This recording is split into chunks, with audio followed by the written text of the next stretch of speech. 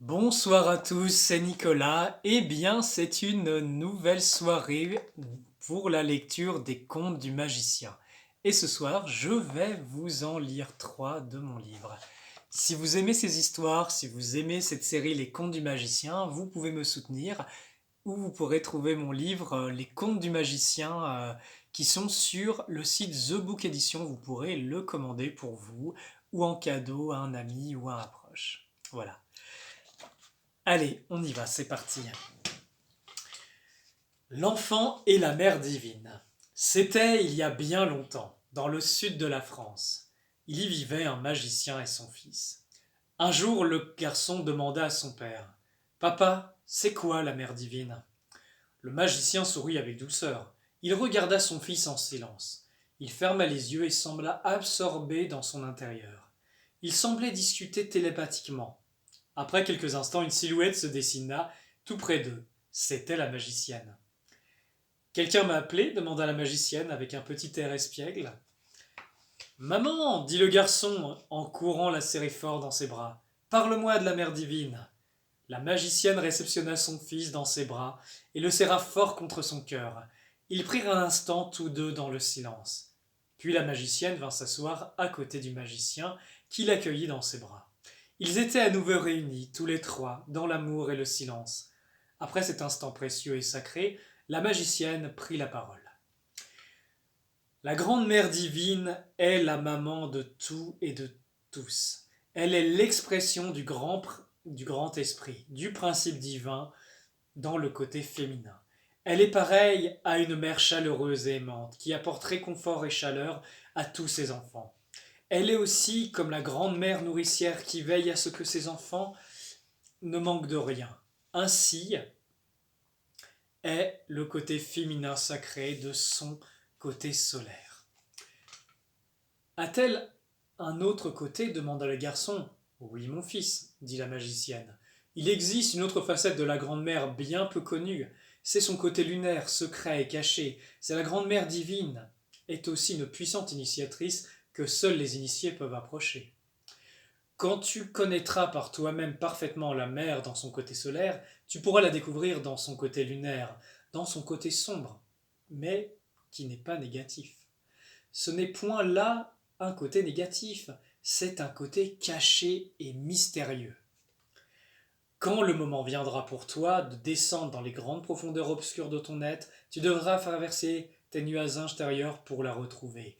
Elle t'enveloppera alors dans son mental noir, d'une intense luminosité. Tu découvriras ainsi la chaleur et la douceur de tes profondeurs. Et c'est dans ces profondeurs que la Grande-Mère t'initiera à ses secrets.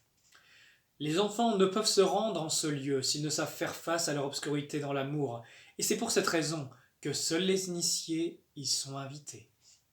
Quand l'initié descend lui-même, il y rencontre son inconscient et ce qu'il s'y cache, et c'est après cette initiation qu'il rencontre la Grande Mère en personne. Il ne sera alors plus jamais le même, car il marchera alors main dans la main avec la Grande Mère et connaîtra ses secrets. C'est avec ta lumière, avec le Père en toi, que tu pourras descendre dans tes profondeurs, dans ton obscurité éclairer chaque parcelle de ton corps. De même qu'une graine plantée dans la terre et portant la lumière en elle, plante ses racines dans la terre pour monter vers le ciel. Et c'est après avoir rencontré la mer que tu pourras monter vers le Père. Si tu t'élèves vers le Père sans le soutien de la mer, tu seras pareil à un arbre sans racines qui tombera au premier coup de vent.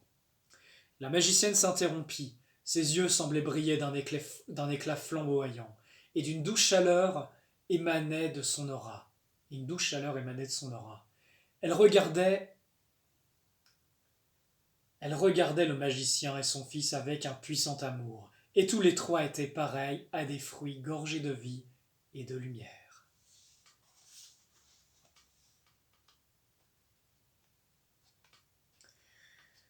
Ah là là.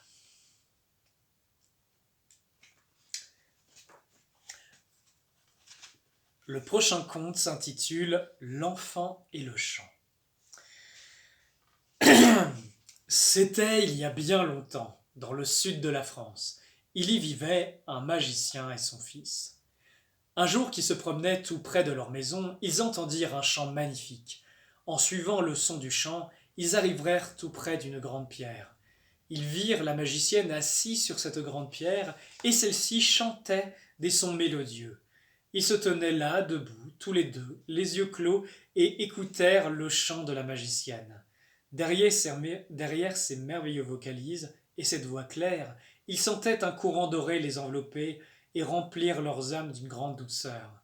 La chaleur de leur lumière intérieure devenait de plus en plus forte et une grande émotion était perceptible sur leurs deux visages. Ils semblaient être transportés en d'autres contrées et un grand sourire se dessinait petit à petit sur leurs deux visages.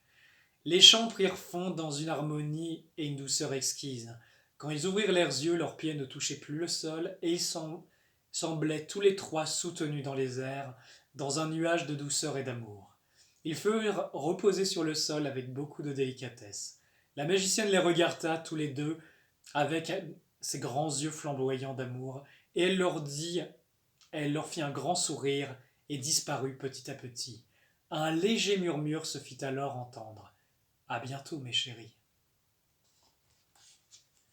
C'est prometteur hein, pour la suite. On arrive bientôt à la fin des histoires, attention. Hein. On va savoir ce qui va se passer. La prochaine histoire s'intitule L'enfant et le livre magique.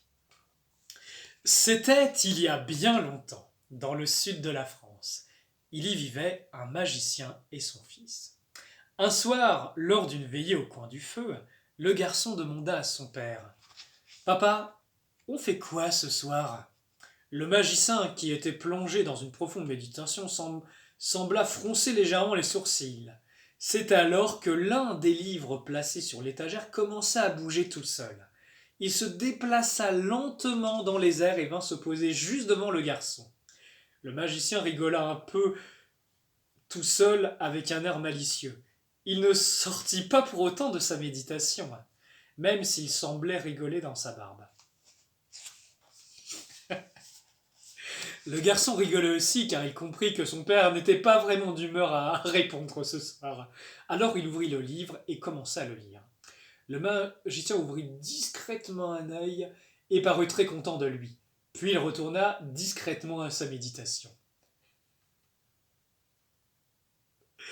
Le garçon parut absorbé par la lecture du livre. Il dévorait les pages et semblait vraiment captivé par la lecture. Il semblait que ce livre était vivant et qu'une merveilleuse énergie émanait de lui. Le garçon comprit qu'il se tenait en présence d'un livre magique, car le tenant dans les mains, il se sentait comme empli d'une douceur et d'un bien-être profond. Quand il lisait ces pages, il semblait que quelque chose en lui parlait dans son intérieur, et les compréhensions de ce qui était raconté venaient spontanément. Il reproduisait ainsi tout seul les exercices et les conseils proposés dans ce livre magique, et fut surpris de pouvoir le faire aussi simplement et rapidement. Toutes ces choses dont il ignorait jusqu'alors l'existence. Quand il eut fini le livre, il était métamorphosé, une lumière semblait briller dans ses yeux et dans son cœur. Quand il leva la tête en direction de son père, il aperçut que celui-ci le regardait, avec beaucoup d'amour et de bienveillance. Ils se regardèrent ensemble dans le silence quelques instants. Les mots étaient trop pauvres pour traduire l'intensité intérieure qu'ils ressentaient. Le magicien prit alors la parole du calme posé. « Mon fils, dit le père, tu viens de découvrir les secrets des livres magiques. Ces livres sont écrits par des magiciens qui œuvrent en coopération avec le grand esprit. Le bien-être profond de leur état intérieur transparaît dans ces écrits et cela réveille en toi ce qui est véritable. Ces livres sont initiatiques. Ils sont comme des portails qui transmettent de grandes sagesses et de grandes compréhensions vécues par leur auteur, et ces écrits sont un peu comme leur héritage, leur cadeau. Mon ami dragon me dit un jour, quand l'élève est prêt, le maître apparaît. Le maître est encore et toujours le grand esprit qui prend toutes les formes pour enseigner ses enfants. Il peut prendre la forme d'un être humain, d'un oiseau, d'un arbre ou encore d'un livre pour partager sa sagesse et son amour. Il utilise tous les moyens pour toucher le cœur de ses créatures. Le livre que tu as entre les mains est un cadeau précieux et si ton cœur, ton âme et ton esprit sont ouverts et réceptifs, Il te dévoilera ces secrets qui vivent au-delà des mots.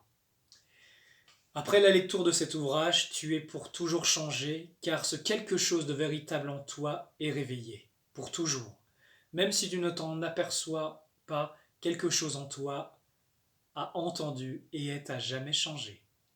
Le garçon serra fort le livre contre son cœur et lui dit « Je suis prêt, je m'ouvre à toi, révèle-moi tes secrets, montre-moi ce qui est au-delà des mots. » Et c'est dans le silence de cette étreinte que le garçon se mit à briller de mille feux et fut pour toujours changé.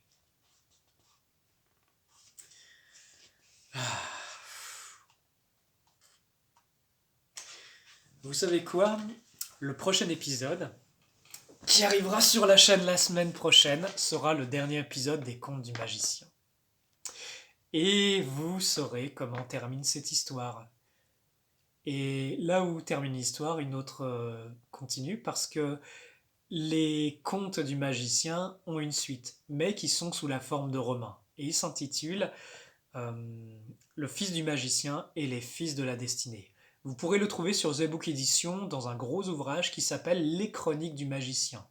Il comprend les contes du magicien, mais aussi la suite qui est romancée. Et ces ouvrages sont d'une intensité mais incroyable. Ce sont un petit peu des livres magiques, un peu comme c'est raconté dans ce livre. Voilà, sur ce je vous dis les amis à la semaine prochaine, prenez soin de vous et que la vraie lumière soit avec vous. Prenez soin de vous les amis.